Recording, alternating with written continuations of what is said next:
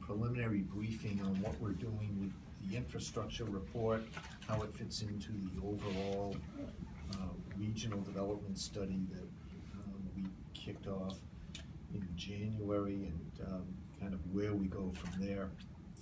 I have 3 copies of a draft, and I can leave those behind.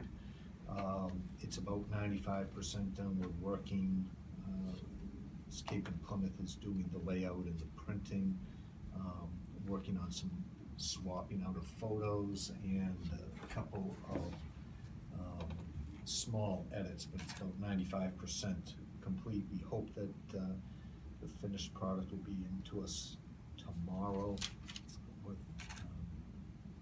Thursday, and then they can get to print and it'll be in the mail, and we'll be announcing it next week when it'll be up on our website and hopefully in the mail. So it's just a question now of final production. But thought I'd give you some background as to where we are and what we see coming out of this report. When Secretary Pollock was down, we gave a brief overview, mostly of just the transportation. Surprisingly, the bulk of this is transportation related.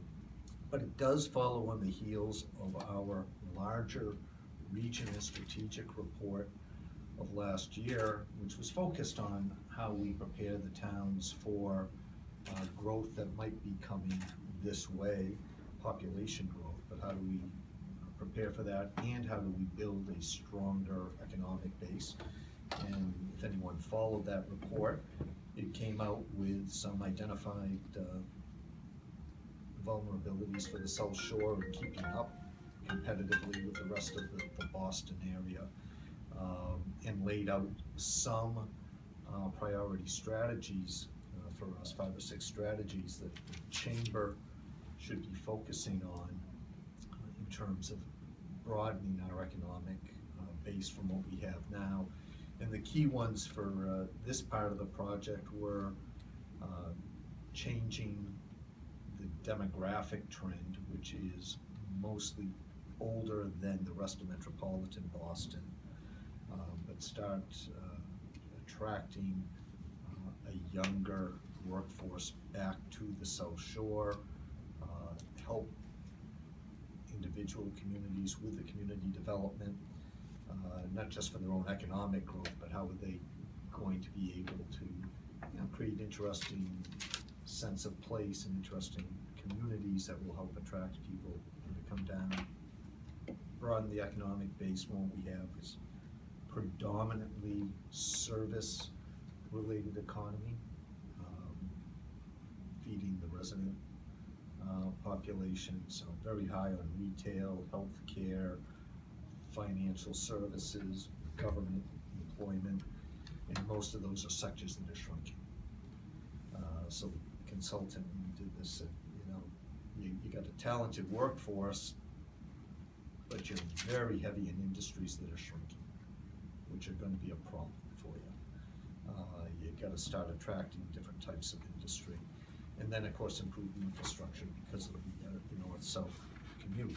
So we tackled the first one we tackled on those priority lists were infrastructure. Not surprisingly, because that's always the easiest to focus on for a regional group, and put together a group of people who had background on infrastructure issues, trying to identify what we thought were the most important priorities for the business community to look at that would advance the overall regional plan. And what we came up with were priorities that, while it can look to be a long list and is going to get longer as we get deeper into it, all do fit into a context which we think is important for the area. When you read through it or look at it when we release it, that context includes how the suburbs are connecting to Boston. And in some ways, the report almost reads like a plan on how we strengthen Boston's economy as much as ours, because we are tied to Boston so much. And part of Boston's problem in looking at future growth is their housing market.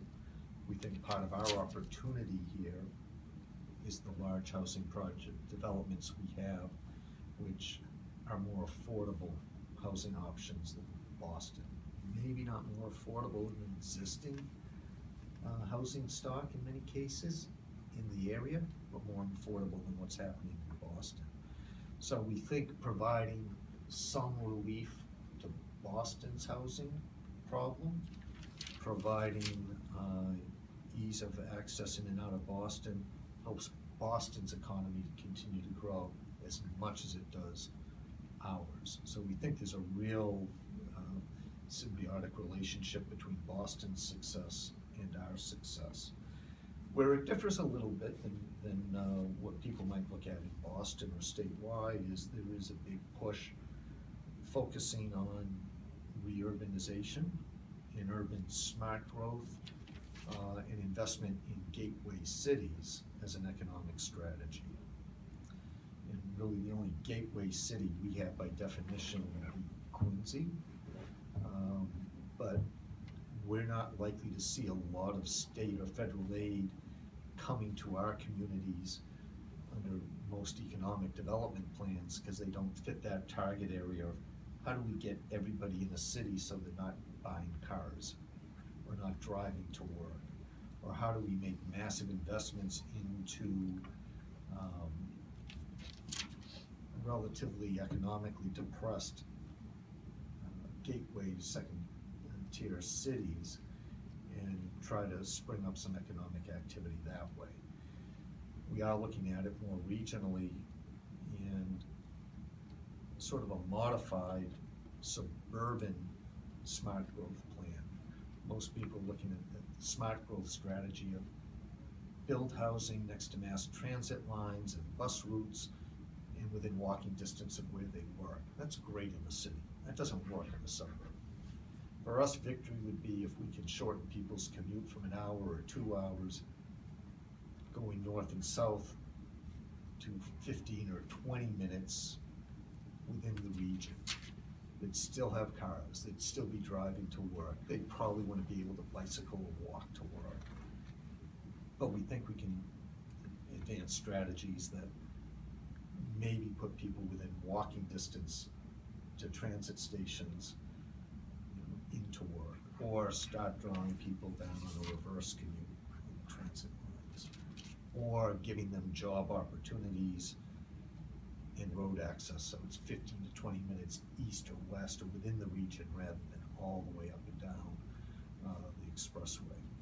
So promoting that suburban development model, helping support Boston's growth, helping prioritize projects that that people might be interested in the area, but helping frame them in the context of being both regional and economic, having regional and economic significance.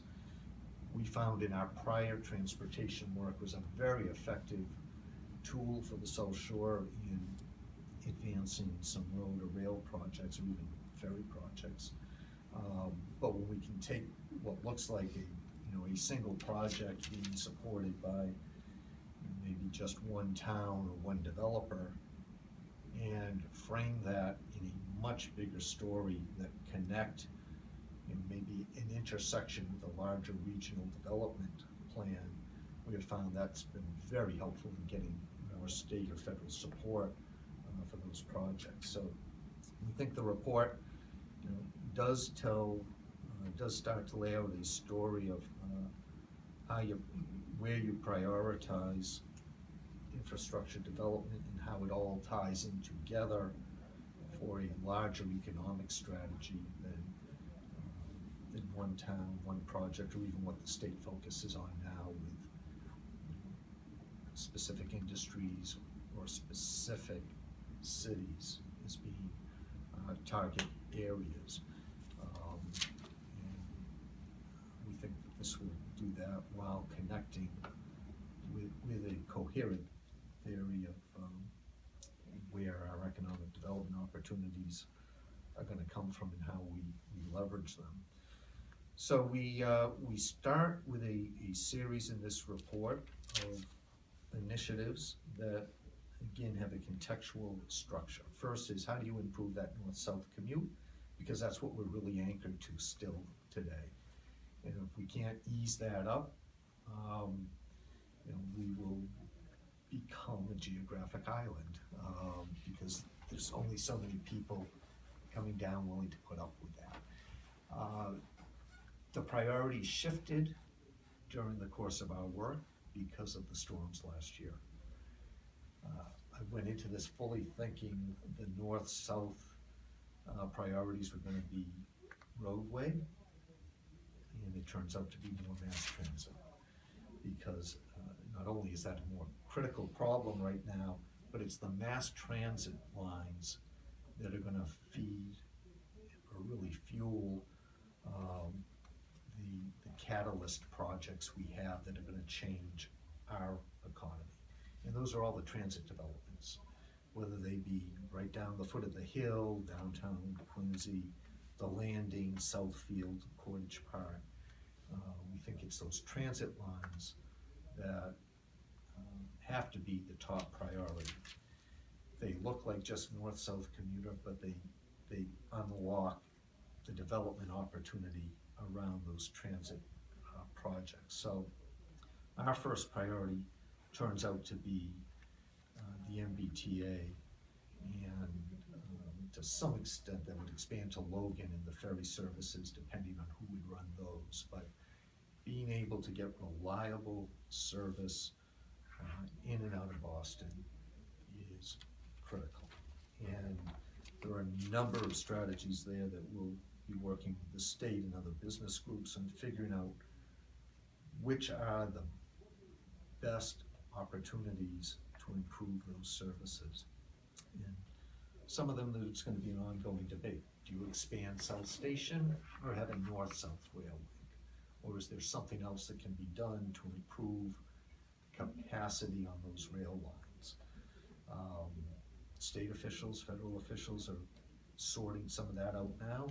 We wanna be involved with that, but we think that is critical. Then you get down into the highway issue, the Southeast Expressway, the split, widening Route 3, but it's all, how do you open up those main vessels in and out of Boston? Again, all to unleash the catalyst projects. And then it becomes, how do you leverage those catalyst projects as people build the housing and we get a stronger workforce down here? How do we build out around those? So we're looking at issues of secondary local road networks, beyond those as they spoke out, as the projects get developed. How do we connect those to other commercial opportunities that may or may not be inside the project footprint? Maybe they're a few miles down the way. How do we unlock water and wastewater problems or solve those problems? We're suggesting in this report that MWRA extend service south beyond Weymouth and beyond Southfield itself. We think there are a lot of pockets of potential commercial development, maybe even residential development, that can't go forward because of water, sewer limitations.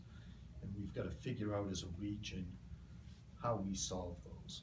MWRA is one big fix for at least water. That may not be the entire fix. There may be more localized solutions, maybe some solutions involving a couple of towns. But we think we need to take inventory of where those bottlenecks are and how we can help local officials, developers, business community figure out how you unlock that commercial development. Because we're bringing the people down, and for the towns to maintain their services, that's gonna have to be balanced with some commercial development. And there's no point bringing all the people down if we're not building a slightly different economy out of that. But we do have to look at the water and wastewater. We look a little at two issues that we're not quite sure yet what the solutions are gonna be, but we're pretty sure they're gonna continue to be problems for development. One is new EPA regulations on stormwater runoff. Those have just come out. I think there's gonna be a learning curve for a lot of municipalities. There's gonna be some impact for future development. And those regulations could get in the way of some new development. And we've laid out for the chamber a priority of, let's figure out what the towns are facing, how the business community can work with the towns, maybe help the towns deal with some of those issues. Another area would be energy. Even though energy prices are in the right direction right now, even though there are energy bills, because legislation, even though, because we are growing and hope to expand the commercial base, do recognize we're still a high-cost energy area, as is the state, and we should try to figure out how we can improve that situation a little bit. Gets tricky because there aren't, at least when it comes to electricity, there aren't too many regional solutions that benefit just the region, because it all goes into the New England grid. But there are some local opportunities that we should be paying attention to for energy. Four River dredging is one we focused on a few years ago, because you gotta get the tankers in. We wanna make sure that doesn't become a problem. Braintree Electric had a proposal that they were looking at for another generator that would only help Braintree, but we think that might be part of the mix. And it may be focusing more attention on where capacity is for renewables on the South Shore. That could be a more localized help, depending on what kind of renewable projects you've got, that we ought to commit the chamber to getting involved and looking at where those energy solutions are. But that one does become a little trickier, because they all, for the most part, all the solutions get put into a large New England-wide solution, and that doesn't give us a competitive regional advantage at all, but may still be important and helpful to look at. And then we open up the door to a whole series of infrastructure projects that we haven't even begun to identify, and those are local community development projects. Every community is going to have a long list of infrastructure pothole projects that look very local. We think might actually be more important than they look. And by starting to work with the town officials and inventory where their priorities are, we think we might be helpful to those communities and advance our own economic plan if we start to identify and prioritize those local community projects that we think fit into a larger regional economic plan, even if the towns haven't identified them as regional yet, they can do that. An example from our last transportation report about 7 years ago was the traffic light at Derby Street outside of South Shore Park. When we did some work for Hingham on economic development, we identified some strategies for Derby Street, including medical use. South Shore Hospital wanted to build the orthopedic center there. Town was all in favor, but not unless there was an intersection improvement right at South Shore Park, the other side of Route 3 from Derby Street. That required $250,000 in state road money. Secretary of Economic Affairs at the time called and said, we know this came up after your report, but if you were writing the report today, would that intersection fit into that larger narrative? We said, absolutely, we see this as part of a regional strategy. They said, fine, we'll fund the project. Because it's not just an intersection, it's part of regional development strategy. We think there are gonna be a lot of those out there with the towns, and we wanna step up and work with the towns on finding out where some of their priorities are and elevating some of those that we think fit into a larger story. It won't be advocating for the whole Christmas list. We deliberately stayed away from that. It won't necessarily be focusing just on maintenance or relieving current congestion. It really is the theme of how do we unlock new growth here. And we think it's important because, as we all know, that there is more and more demand just for maintenance and relieving existing congestion than there is funding. So for a growing area, we face a double challenge of how do we get ahead of a list of projects needing more money simply for maintenance in order to expand and open up new growth. And that's why we did not want to list 700 separate projects or try to take on the entire scope of every infrastructure need that people might identify, but really try to kind of prioritize.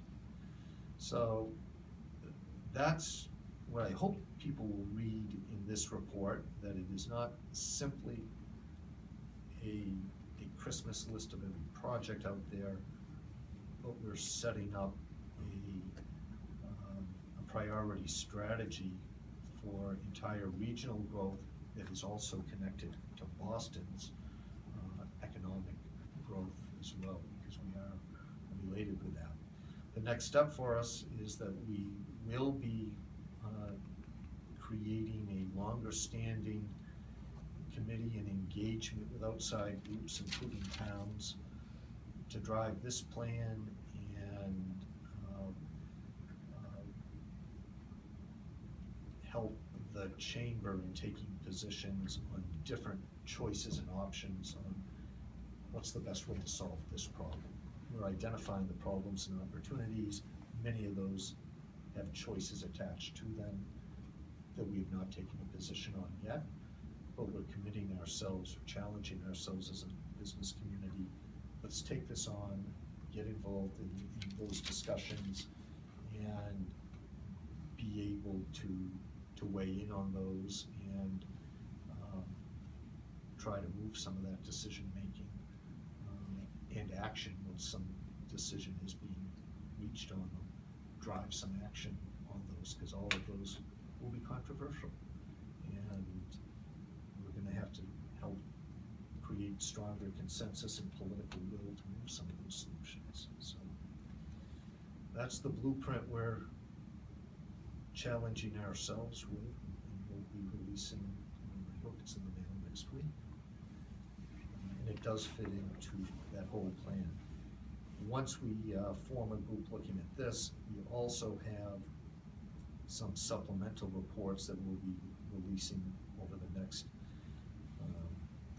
6 to 12 months on the other pieces of the regional development plan, including housing, business attraction, business recruitment to the area, how we help existing businesses grow more. Some of those will, like infrastructure, be engaging a lot of outside groups on choices and priorities. Some will be more internal. How does the chamber do a better job of helping specific businesses or sectors grow? How do we help recruit more businesses to the South Shore? And putting more pressure on ourselves than simply laying out priorities for the region. But this is the first of the follow-up reports to the January study, and the work continues and gets broader and broader as we go on. So, most of what you're talking about seems difficult, but at least possible. you know, whether it's water and sewer and, you know, energy and, you know, kind of secondary roads. But the transportation, you know, when you're looking at an area where rush hour never ends and it's every road and there are no alternate routes, you know, whether it's Route 3, 3A, 24, 128, 18, just on and on and on. Yep. What is the, you know, and I guess I know it's not impossible to make some improvements. And we saw it with the ramp right out here. Mhm. That was, you know, we were very skeptical about it, and it's been the best thing government has ever done for us. You know, other Scandals have been a pretty good thing in your well, business. I personally, not professionally. Okay. You know, are there any other sort of the magic that can happen, or, you know, what is the most important thing that you can do to make the roads work? Well, I wouldn't limit it to roads, so it would be how do you get the T, and I don't think there are single solutions there. There are a whole series of options being looked at, whether it's improved signalization, that would increase capacity quite a bit simply by improving the signaling on the track, whether it is improving some of the stations themselves so there's more parking, whether it's improving capacity up at South Station or up to North Station. So I don't think there's a single answer to any of those. If you're looking at standalone projects that unleash some development opportunities, we argue in this what is essentially already done, and we argued in the prior plan. Build out the internal road system at Southfield, because that project can't take off without the internal roads. That is all but done now. And then that isn't enough. We have got to expand and continue the original planning to improve the feeder roads outside the project. So we advocated on the Route 18 widening, which ran into trouble a couple months ago, and was almost shot down or stalled. We're going to keep pushing on the Reservoir Parkway and Hingham Street on the other side. Those will all unleash development both within the project and we think on outside the project with their commercial opportunities. We think, we continue to believe that simple steps like unlocking the gate at Union Street in Rockland to Southfield will leverage some more development opportunities in Rockland Center, which then creates some more housing opportunity. We're still interested in a report we did for Hingham on building, we're interested in building a couple, or looking at a couple of short parallel roads to Route 3, and sort of the midsection of Route 3, that we think will help not only open up some development, but maybe improve some of the internal traffic. We think a lot of the Route 3 traffic, well, most of it is still north-south to Boston. We think a lot of it's north-south short of Boston. And so we want to look at some intra-regional roadways. We called in the Hingham report and reiterated here, a parallel road from Derby Street up to the north side of Libby Parkway would open up the Bristol property and Libby Parkway, and that saves you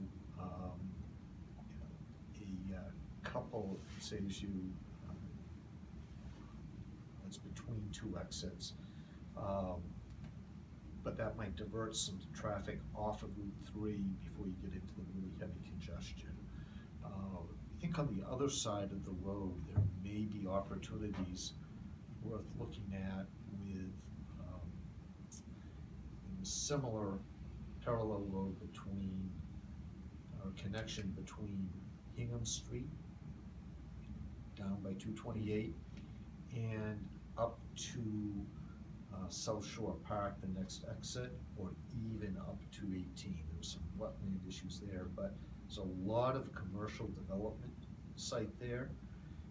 And the exits between 53 and Hanover and 18 are some of the fastest growing commercial areas in potential, but you've got to relieve the congestion. So we've been focusing and continue to maintain widening Route 3 is important, but maybe if we looked at some of these shorter parallel connections, that would relieve traffic and open up lanes. So those could be some immediate fixes, or not immediate, those could be one-off projects that change the dynamics and relieve some of that congestion. And again, our overall strategy is to relieve a lot of the congestion into Boston by creating more job opportunities down here, so people don't have that dilemma of, gee, do they have to travel 2 hours a day to be in the types of careers they want, or really be underemployed because they're giving up the commute and there aren't the wealth of higher paying or diversified jobs here. So our ultimate goal is diversify the economic mix here, and what we'll do is really jam up the local roads during rush hour. But we think it's a victory if we create 20-minute roadblock at a couple of intersections than a 2-hour commute up to Boston. But those are some of the one-off projects that we would see. I don't think there is a single solution to just reducing the Boston commute for everybody by half. We think we can get there in 10, 20-minute increments and shave off by different strategies and reduce the need for people to feel they've got to be on the Southeast Expressway. We'll do it. Ultimately, we'll go through another iteration of this in 5 or 10 years. And what I hope we're looking at is, great, we created all these local traffic jams. What do we do about those? But that's victory for us, so that's fine if we're doing that. Does that answer it for you? Yeah. It's a long answer, but it's not as simple as maybe 20 years ago, just bring down the train, and that'll be a magic bullet. I just wondered how much the train, what do you see that the potential for it is? It's almost, sometimes you get a sense that, well, if we build it, they'll come, and you sort of wonder, well, okay, then you wind up with half-empty trains. Not that you necessarily have those now, but what's the potential for increasing rail traffic if you do the things that you're talking about? Well, I understand the commuter rail is up.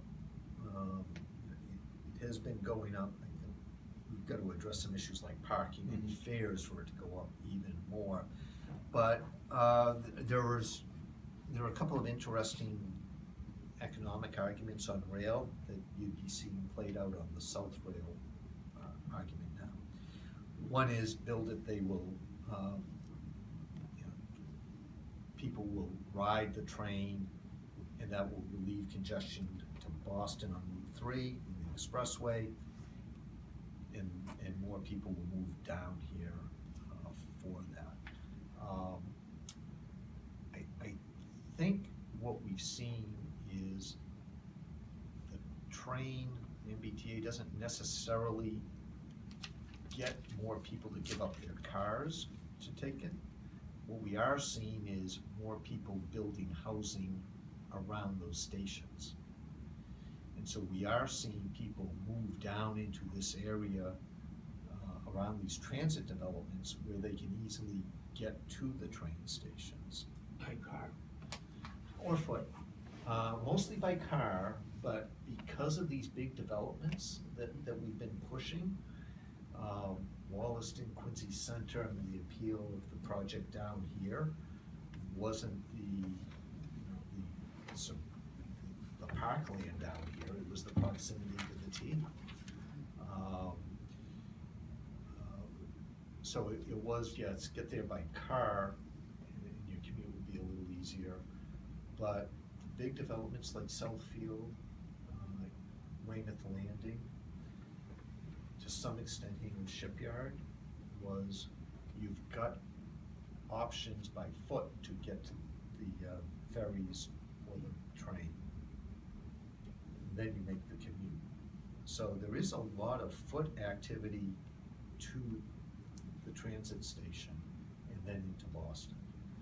I think when the chamber was first pushing rail restoration, that wasn't the focus. It was, how do we get people to drive to the train station and get off of Route 3? What we are seeing is a lot of housing development now locating near those train stations or the ferries.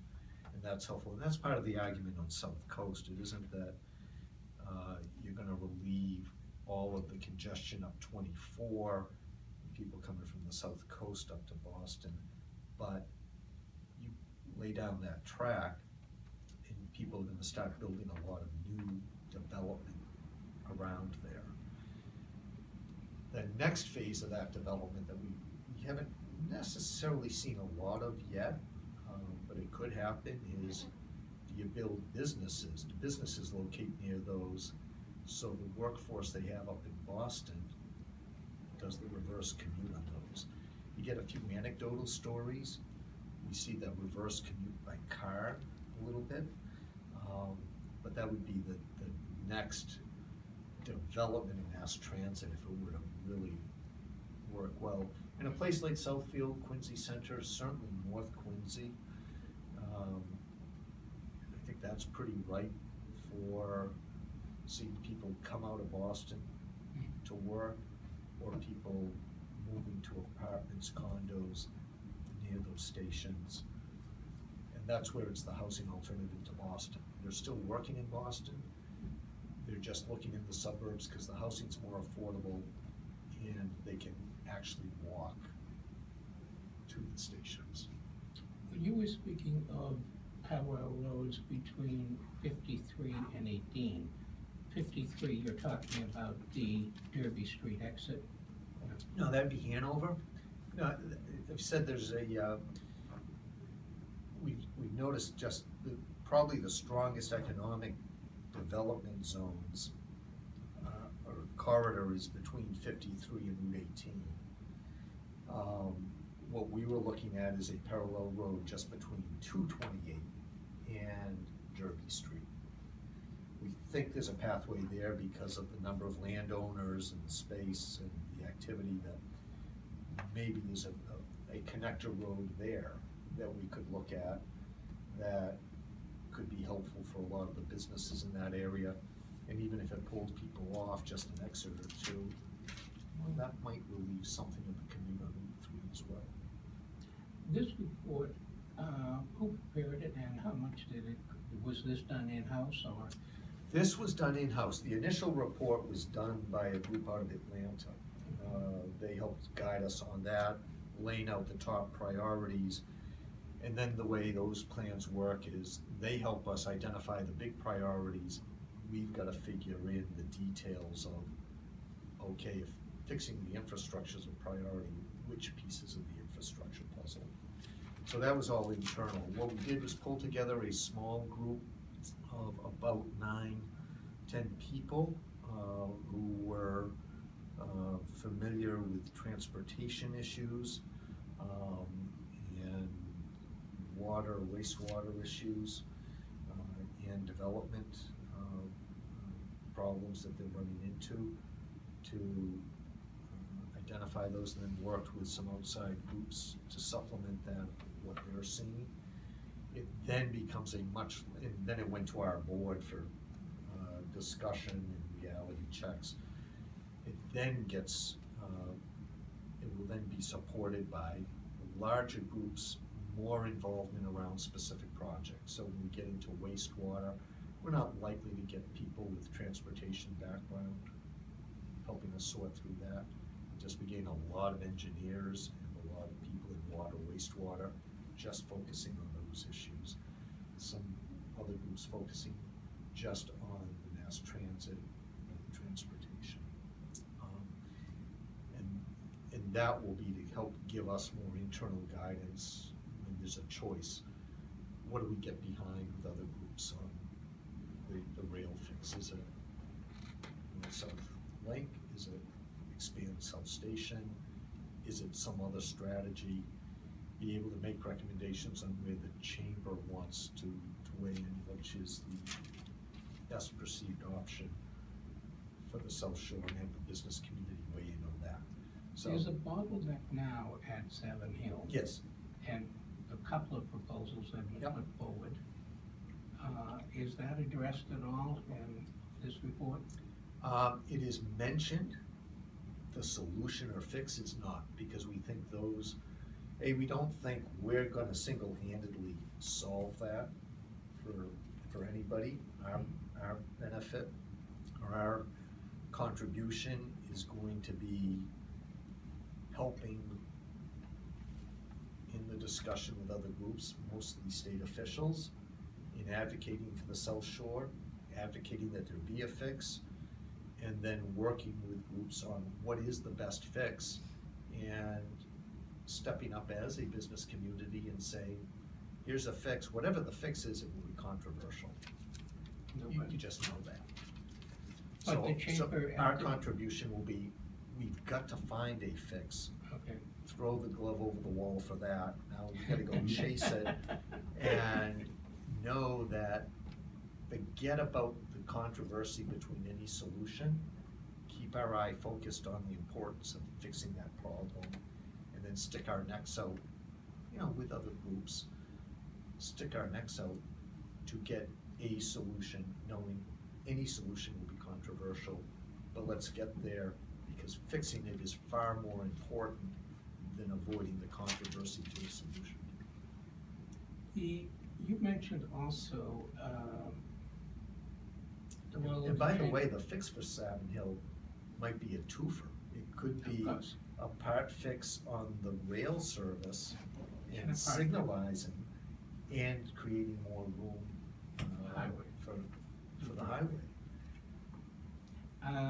You had mentioned also energy and the fact that at some point you would be addressing concerns about the energy future, infrastructure. What is the position of the chamber at this point? What is the thinking of the chamber at this point on a compressor station in Weymouth, North Weymouth? We have taken no position on that. And that is partly a case when we looked at it, there were three issues with that. One is we have a Weymouth chamber. We do not tell our local chambers what positions to take. We try to inform that, but that's an issue with, that affects community development. There's strong feelings there. But the energy fix that solves, we run into two issues. One, it's not an energy fix for the South Shore. It does nothing for the South Shore. So we haven't weighed in on that. And there's the larger issue of the pipelines that we have not sorted out yet. The whole debate over, do we need more gas pipelines? If so, how much more, which lines? We tried looking at that last year. We talked to so-called experts. We did not see a clear answer that we could take a position on, nor did we see one that we thought was a direct benefit to the South Shore. We'd like to continue looking at it, but we haven't weighed in on those yet. It's amazing how complicated the gas pipeline issue becomes. Not just the controversy over fracking, but some of this, when we looked at it, was a question of, we might be able to get more oil, more gas that is cheap. But the cost to consumers and businesses of capitalizing a new pipeline might outweigh that. So we weren't sure that there was what the right argument was on that one. And we have not found, enough agreement between people who know much more about it than we do. So we have not weighed in. Okay, but at this point, you don't see any advantage to the region of having a compressor station? Not to the South Shore. Not to the South If Shore? you define excuse me. region as Eastern Mass, there might be. Okay, and the same thing with the pipeline. When you looked at it, pipeline expansion, you saw no particular advantage to the South Shore to expand pipelines? We did not see a definitive advantage. There were some advantages that are there. You might get cheaper oil, but it might be at a higher cost. Cheaper gas. Cheaper gas, but the cost, with energy, there are generally two cost items, as you probably know. One is the actual energy, Mhm. the other is the transmission of it. And a lot of the people promoting the pipelines are in the business of transmitting, not necessarily producing. And we get a mixed answer from so-called experts who look at this stuff and are trying to predict it. Many of them state officials said, yeah, gas right now is cheaper, but the cost of getting that is, and it's like looking at comparative gasoline prices. You might be able to find cheaper gas at 3 cents a gallon. Is it cheaper if you're driving 20 miles to get it? People do. We're at a 44 in Raynham then? People do, that doesn't necessarily mean they're smart buyers. It doesn't mean they're smarter buyers and they know more than the people who don't. That's more a quirkiness of, I'm gonna get cheaper gas even if I spend more to get it. And that's sort of what we're finding in some of the pipeline debate. It's sort of like, is it really cheaper for us, or is it gonna be adding expense? We have not taken a position on Hydro Quebec, because it's some of the same argument of, this may be cheaper form of electricity being produced by water, but the actual cost to consumers is gonna go up. Because of the cost of transmission gets passed on to the. Transmission and So the actual possibly good the- itself will be cheaper, but the cost Yes. that gets passed on to you to get it there. Yes. Think of it in terms you'd understand with a car, you know, the Prius, gonna save a lot on gasoline. Is it a cheaper car? Is it, If you drive it for 12 years, yes. but that's the type of argument where we've been trying to sort out, and, we have not found a clear answer to that, so we have not presented it to the board hasn't weighed in on those issues, because it's like, geez, it might advance some environmental good, it might increase some supply of energy, maybe the supply is cheaper, but we gotta pay for the cost of getting it here. Will that actually end up hurting our businesses in the area, because it'll be our local businesses that might pay more for that pipeline? And The legislature recently said, okay, let's import hydropower, but they also said, let's increase our supply of energy from offshore wind towers. Does the chamber feel the same way about offshore wind power as it does about hydro? You know, we don't know what it's gonna cost. haven't looked at that at all. If there were a proposal for something on the South Shore, and that became controversial, we'd probably look at it then and weigh in. If there were a proposal up on the North Shore for it, I just can't imagine we'd be getting involved. You know, if a Cape Wind Farm project came back, can't imagine we'd get involved with that. If there was something on the South Shore, maybe. If it was something that we're just feeding the New England grid, again, we're in that bind of, you know, how important is it to us to put political capital into an issue that may or may not have direct regional benefit for us. We'd have to be a little selfish figuring out where do we put our political capital. You mentioned twice the possibility of a connector between North Station, South Station. Why does that even come up in a conversation of infrastructure on the South Shore? What's the relevance of a connector of North Station, South Station to people who live on the South Shore? There are 2 points. One is,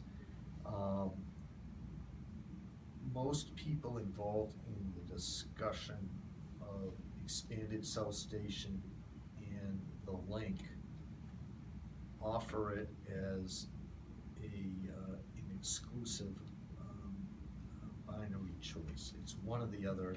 They're too expensive to do both. And there is some, The two of them together wouldn't be the cost of the Big Dig. no one's doing the big dig. So, they're both expensive. There is a constituency out there that is arguing that the connector is more cost efficient and would have a bigger economic benefit than just expanding South Station. Our initial bias is that that probably isn't true. But there is a constituency and there is a debate because the legislature and the federal government have not agreed on either expansion or the link. There are those 2 proposals out there. They would have some impact or benefit for the South Shore. One might have more than another, but we wouldn't want to be involved in that debate because it affects the issue of how do we improve rail service in and through Boston. You need expansion of substations so more trains coming from the south region can get into South Station at the same time? Relatively the same time, yes. Just to get back to energy for a minute, is the chamber at all involved in the decommissioning of Pilgrim, either, you know, in terms of the loss of supply or the increase in taxes? Or is that Plymouth problem? Not in taxes, that would be an issue that Plymouth's engaged in. There's nothing we can do on that. We were in favor of relicensing, because. You won that one. Because of the local economic benefit and the grid. We're concerned when you take it offline, what that is gonna do to energy cost and supplies. And even though that isn't specific to South Shore, when it comes off, we do think that adds pressure, and it's in our interest to figure out, what happens next. So you have 2 issues, whatever might come up with reuse of that land. Plymouth would be taking the lead on that, but if there's a possible energy solution, we might want to look at that and get behind it. If there are other projects that come up because we are going to lose it 500 megawatts, what are we replacing it with? We do think, and we've laid this out without an answer, we do recognize energy supply and costs, or energy costs, are going to continue to be a problem for growth for us and Massachusetts, and we should be aware of it. We should look for an opportunity, if there is one, to be sticking our heads up and saying, here's an energy, here's some energy options that make it less expensive for companies to do business in Eastern Mass or predominantly the South Shore. The closer we can get to a regional benefit, the more interest is gonna be on our behalf of getting engaged in that debate. If it's sort of, hey, this helps everybody and we ought to do it, if there's that much consensus, that's great. We're probably not gonna do too much on it. Peter, you mentioned the shift on transportation, switching from roadway to public transportation. Is that specifically a rail line focus, or is there a waterway tie into that? It is predominantly rail line, because that's what we have, and that's the bulk of it. We do call for waterway, less for commuting ease and more for localized real estate development, specifically Hingham Shipyard and in Quincy. So we did look at, the mayor's got his local plan going. That's an experiment. We do think that ferry service to the Marina Bay area is a good strategy for promoting more growth there. Likewise, we want to make sure we're protecting what we have in Hingham, and to a lesser extent Hull. That is mostly a commuter servicing, real housing developments there, or big residential developments. But we want to continue the ferry service. That is sort of it's the smallest piece of the transportation puzzle, but we think those are important. And Has are there promoting. ever been a look at expanding that any further south? Not really. Some people think Cordage, and people I've talked to have said the ferry industry isn't there yet with boats that would have enough speed and go year-round to make waterway commuting from Cordage to Boston, all that feasible. There was a ferry service from Situate to Boston, I'm gonna guess 80s or 90s, late 80s, early 90s. They began it in September as a trial basis. Well, that's the one time of the year you don't want to begin an open water ferry service. Because of course it had to go up and around the end of Hull and into Boston Harbor. It did continue for about 6 months. It was discontinued. The ridership was not overwhelming, and there were many days on which it did not operate, and that was a significant issue. And that's 20 plus years ago. Yeah, but the MBTA has that now too. Is that a pro or a con? So we do think that the ferries contribute very little, if anything, to relieving congestion, but the ferry services might promote more development at a couple of sites. And the same, we did discuss working with Logan Airport on trying to help with their parking problem and ease in and out. I think Logan is very important to the region. It is a strong calling card for looking to develop Boston. I think the South Shore. It's one reason the Chamber was involved with the Ted Williams, the Third Harbor Tunnel and the Big Dig years ago before I got here. But when I was in the legislature, one reason I supported the Big Dig and Third Harbor Tunnel was the argument made by the Chamber then that it would bring us 15, 20 minutes closer to Logan Airport. And I think that's been borne out a little bit. I think Logan Airport is still important. And so we want to work with Massport on helping them with their parking problem and figuring out where there's a play on the South Shore. We have a little bit of a play now with the park and ride in Braintree for the Logan Express. So we want to continue discussions with Massport. What can the South Shore do to help Massport's growth, which of course helps Boston's growth, but we think it ultimately helps our growth as well. They're sorting out those solutions, and we just want to stand ready as as they gel a little bit. If they involve us or we can be involved, we probably wanna help. And even if some of them are controversial, we'll probably be willing to weigh in on those, just to move some of the discussion and reach a solution rather than have 40 years of drift and debate over, go find a solution that isn't controversial, which is an old Massachusetts, New England strategy. Debate it till you find a unicorn that everyone can support.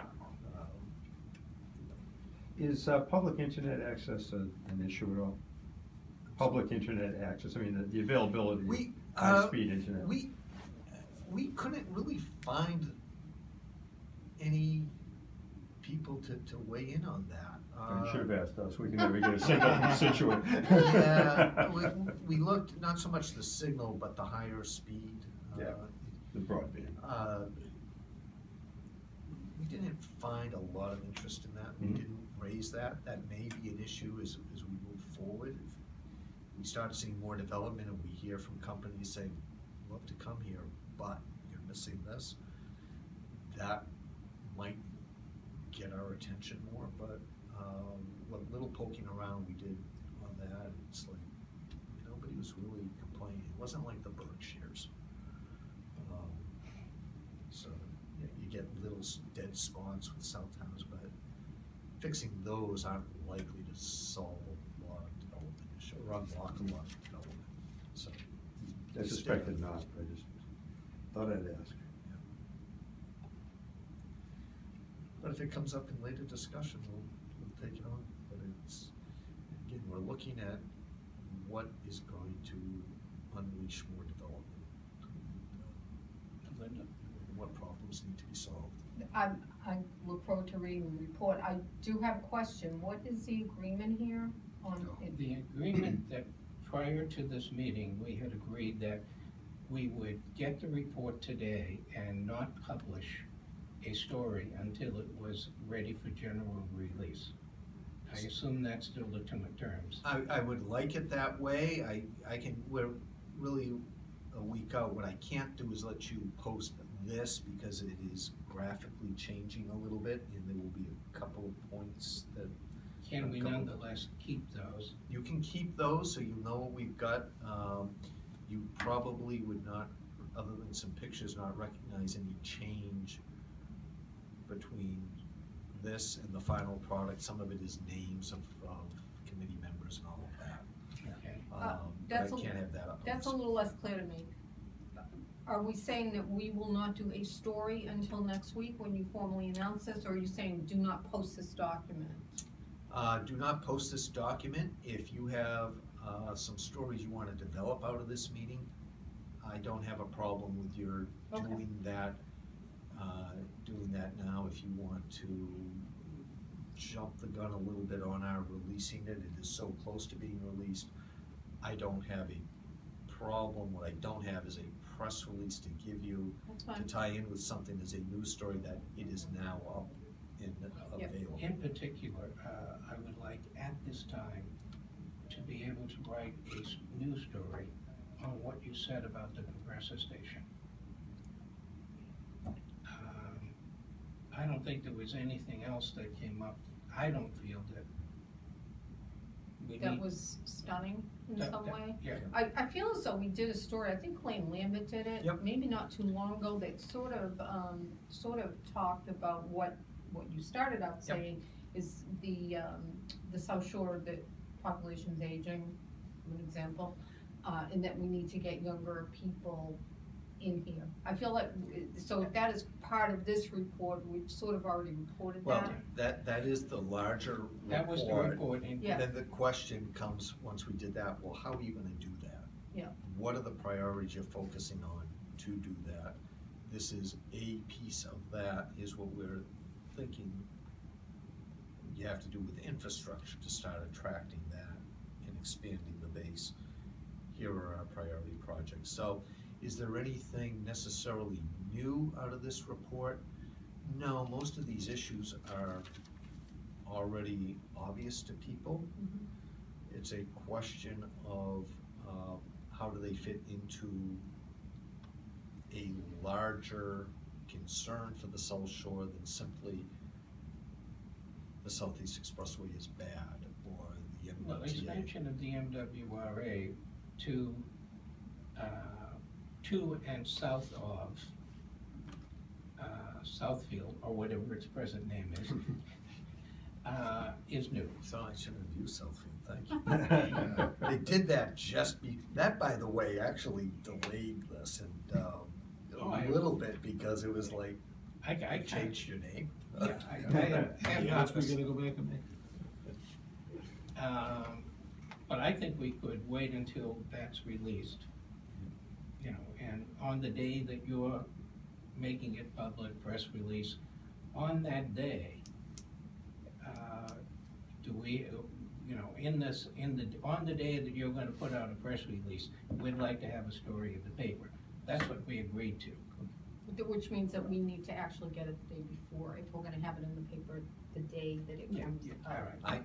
I can do that, and again, this is so close to the finished product, you wouldn't notice the difference, but We there can are just thi- go ahead and write a story and you'll let us know if there's some big change. Yeah, you just can't reference the report that talks about Southfield, because we changed the name to your Yeah. point. Now, do you feel that we should wait until they're ready to put out a, Having not read the report, it's really hard to say. Yeah, I mean, But if you agreed to something, I'm happy to well, I had abide agreed. by that, so. Yeah. And if we can do a story for tomorrow about the compressor station, I don't know, have we said in any of our stories? The chamber stance? No, I Yeah. don't think so. Well, then we'll do that. Yeah, that's That's new in the fine. pipeline in particular, isn't it? and again, not necessarily, weren't necessarily making news with the report, what we're, and part of the reason I want to Oh, you're Going making out to news talk to with- you're- people You're is- making news with the report. But the issues aren't new, the Right. solutions, some of them. Well, Do you talk about a Route 3 toll road in here? Do talk about widening Route 3, and the chamber has gone on record as supporting the look at what's called the triple P, which would be a toll. We have not taken a position on whether that makes sense or not, because it could be different proposals on how you fund it, or what that toll would be, what the road layout would be. We did support, we've always supported widening Route 3. From where to where? As far south as we can get, and that generally is going Where down it to goes from Pembroke. 3 to 2, Yeah. from there From, to, The Derby Street Yeah. exit down Down to to- Pembroke. yeah. How you do that, we haven't weighed in on yet. When the triple P project came up, and the toll project, we did get behind the governor at the time, Patrick, appointing the commission to look at it. Mhm. The co-chair of the group that worked on this is Ned Cochran, who was heavily involved with that, but we never went as far as adopting his specific plan, because if the state were to go forward, there might be alternative proposals made on that, and we would wanna weigh in on which one made the most sense for us. If it's just taking out for example, if it's just taking out the breakdown lane used in Commute Now and making that a high speed or high volume or toll, my guess is the board is probably not gonna be real excited about that. If it is in fact adding another lane, we'd probably be a lot more excited. But the proposals never get that far yet. And I know the Baker administration's interested in looking at triple P projects, but that one hasn't gone that far. What It is probably triple- will get what is there. triple P? It's public-private partnership, Okay. where essentially the state has a private group fund it and build it and get the revenue to pay off their bonds, but there's a public use. Ken, you're the managing editor, I know we have the publisher here, but What's your understanding of what we're doing going Oh, forward? well, you know, we may look at the pipeline, as you said, but, you know, I don't think any of us has a problem with waiting until you're ready. I would like to, if you could shoot me a PDF or a link, we'll include that in our story. Another bit of housekeeping, you may have noticed that we're videotaping, it's dating myself. You know, video to be used in connection with the story. You know, if you have a problem with that, that's fine, just say so. I should have announced that at the I beginning, but trust you do neglected. honest editing, not to get people putting food in their mouth and eating while they're, you know. Their cell phones ringing. Yeah. I Um, assume you use pretty good editing, so it isn't dreadful we don't video. actually- No, it's, I guarantee you, Just put it it'll up. be dreadful. No offense. And of course, depends on when my phone died, which it may still be going, I don't know. We'll find out in a minute. I don't have a problem. So- What I really wanna do is give you a context. This is Yeah, not appreciate it. just a Christmas list. There is a purpose and thought behind which priorities we wanna focus the chamber's work on that does connect to the earlier report, we think connect to later reports. We're all set, thank you. Thanks for the time. Thank you for coming. It was an informative and an enlightening